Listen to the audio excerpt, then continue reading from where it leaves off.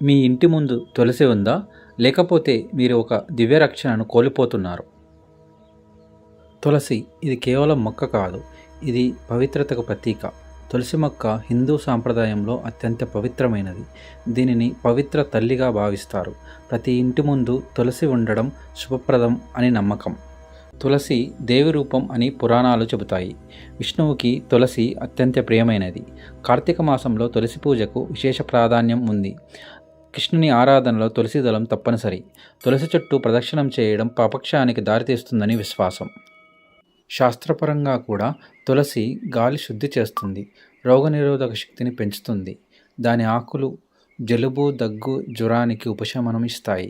ఇంటి వాతావరణాన్ని పాజిటివ్గా మార్చే గుణం ఉంది. ప్రతి ఉదయం తులసి ముందు దీపం వెలిగిస్తే ఇంట్లో పాజిటివ్ ఎనర్జీ పెరుగుతుందని విశ్వాసం. తులసి ఉన్న ఇల్లు దేవాలయం లాంటిదే. ఇంట్లో తులసి ఉంటే శాంతి, సంపద, ఆరోగ్యం వృద్ధి చెందుతాయని నమ్మకం. ఇప్పుడే మీ ఇంట్లో తులసి నాటండి. ఇలాంటి మరిన్ని భక్తి వీడియోల కోసం మా ఛానల్ కేఆర్బీని సబ్స్క్రైబ్ చేయండి.